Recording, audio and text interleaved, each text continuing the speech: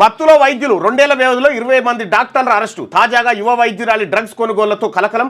గంజాయికి బానిసలవుతున్న వైద్య విద్యార్థులు.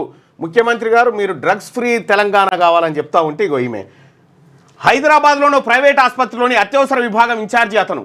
నిత్యం అప్రమత్తంగా ఉండాల్సిన ఐసీలో పనిచేస్తున్నాననే విచక్షణ మనిషి మజా కోసం హైడ్రోపోనిక్ గంజాయికి అలవాటు పడ్డాడు. మత్తులోనే విధులకు హాజరయ్యేవాడు. ఇటీవల యాంటీ నార్కోటిక్స్ బ్యూరో దర్యాప్తులో ఈ వైద్యుడి పేరు బయటపడింది.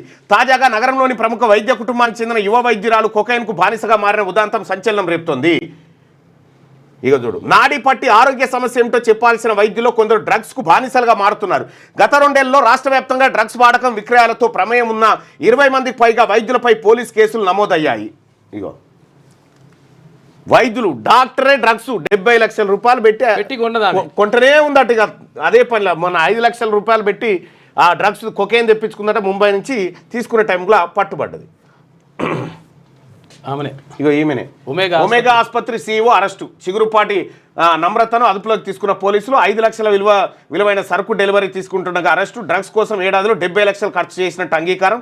Rehabilitation centre doctor rehabilitation centre సంవత్సరానికి 70 లక్షలు ఖర్చు పెడుతుందట కొకైన్ తీసుకుంటందుకు. హైదరాబాద్ లో డ్రగ్స్ మూలాలు ఇంకా పోలేదు. ఈ డ్రగ్స్ తీసుకుంటే దాంట్లో ఈ పేదోడు ఎవడు ఉండడు. అంత బంజారాయిల్స్ జూబ్లీల్స్ ఈ పరిధిలోనే ఉంటారు ఆ డ్రగ్స్ తీసుకుంటే వాళ్ళు వీళ్ళు. కాబట్టి ఈ డ్రగ్స్ నియంత్రణ అనేది చాలా ఇంపార్టెంట్.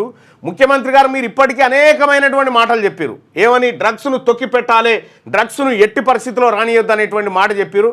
కానీ ఇక్కడ జరుగుతుంది మాత్రం దీనికి విరుద్ధంగా ఉంది.